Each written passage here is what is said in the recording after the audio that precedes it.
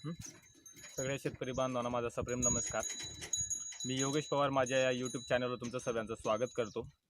आज आपण एक कांद्याच्या क्षेत्रात आलो आहोत.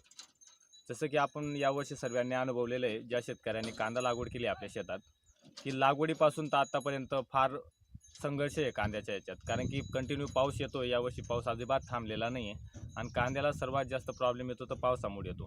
तो पावसामुळे न येता तो पावसाबरोबर जी धुवारी येतं, जी बुरशी येतं, बुरशीचा जो अटॅक येतो त्याच्यापासून आपण त्रस्त असतो. याच्या बाबतीत आपण जर कांदे लागवड करणारे शेतकरी असेल तर मला जास्त सांगण्याची गरज नाही. पण आपण ह्या कंडिशनमध्ये काय करू शकतो? कारण की पीक लावलेलं आहे, जर आपण रोप लागवडीपासून पाहिलं तर रोप जर आपलं चांगल्या पद्धतीने बनलं नाही तर आपल्याला आपलं क्षेत्र हे पडलेलं असतं. म्हणून आपण काय प्रिकॉशन घ्यायच्या याच्या बाबतीत आपण आज चर्चा करणार आहोत. त्याचबरोबर मी आज ज्या क्षेत्रात थांबलेलो आहे त्या क्षेत्रात एकदम झिरो कंडिशन झाली होती कांद्याची. धुवारीमुळे एवढा प्रॉब्लेम आला होता बुरशीमुळे, तर ते कांदं पूर्ण नाहीशासारखं झालं होतं, नाही असं झालं होतं. पण ज्या शेतकऱ्यांनी आपण रिकमेंड केलं होतं 2 औषधी ॲग्री 82 आणि ह्युमिक, त्याच्याबद्दल आपण एक फंगिसाईड दिलं होतं, त्याच्यामध्ये कार्बन डायझिमिथ मेन्कोजेब होता. ते वापरल्यानंतर त्यांना काय अनुभव आला ते आज आपण त्यांच्याकडनं जाणून घेणार आहोत. तर भाऊसाहेब, आपण जे ॲग्री 82 आणि ह्युमिक वापरलं होतं, हे 2 औषध आहेत ॲग्री 82 आणि ह्युमिक, हे वापरल्यानंतर पहिले काय पोझिशन होती आणि आता ते वापरल्यानंतर तुम्हाला काय चेंजेस वाटले ते तुम्ही तुमच्या शब्दात सांगा. माझा कांदा पूर्ण झिरो झालं होतं. बरोबर. झिरो झाल्यानंतर माझा भाऊ दादांना मी विचारलं बरोबर. की दादा भाऊ माझा कांदा एवढा खराब झालेला आहे, ती याच्यावरती काय करायचं मी? मला खूप टेन्शन झालेलं आहे. कांदाबद्दल मला शांतता नाही लागते.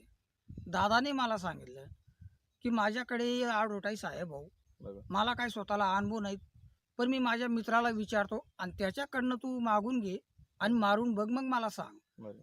ते माझं जे कांदं होतं पहिल्यापेक्षा जी पोझिशनमध्ये होतं तीच पोझिशन आता झालेली आहे त्याची. बरोबर. मला त्या औषधाचं 99% नाही 101% मला रिझल्ट मिळाला आहे. बरोबर. कांदाबद्दल मला आता सध्या काही टेन्शन नाही वाटतो. त्या अगोदर मला असं वाटायचं की नाही भाऊ, मला आता काही जगासारखं नाही आहे. बरोबर. पण ते कांदामुळे आता मला खूप मनाला समाधानी वाटते. फक्त सर मी तुम्हाला एवढं विचारू शकतो की यांना खत वगैरे काय द्यायचं ते तेवढं. हो, ते आपण सांगूच.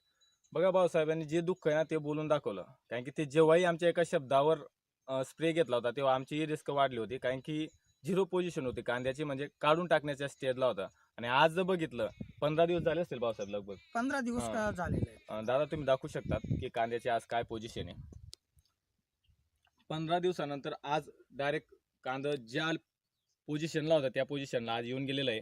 बाजूला अटॅक आला नव्हता त्या कांद्याच्या बरोबरीला आज येऊन गेलेलं आहे. म्हणजे एवढा स्टँडर्ड ॲग्री 82 आणि ह्युमिकचा भेटलेला आहे. म्हणून मी सर्व बांधवांना सांगू इच्छितो की जिथं जिथं हा प्रॉब्लेम असेल तिथं तिथं तुम्ही एक साध्या प्रकारचं फंगिसाईड घ्या, त्याच्यामध्ये ॲग्री 82 आणि ह्युमिक मिक्स करा. तुम्हाला 100% या पद्धतीचा रिझल्ट येणं आहे.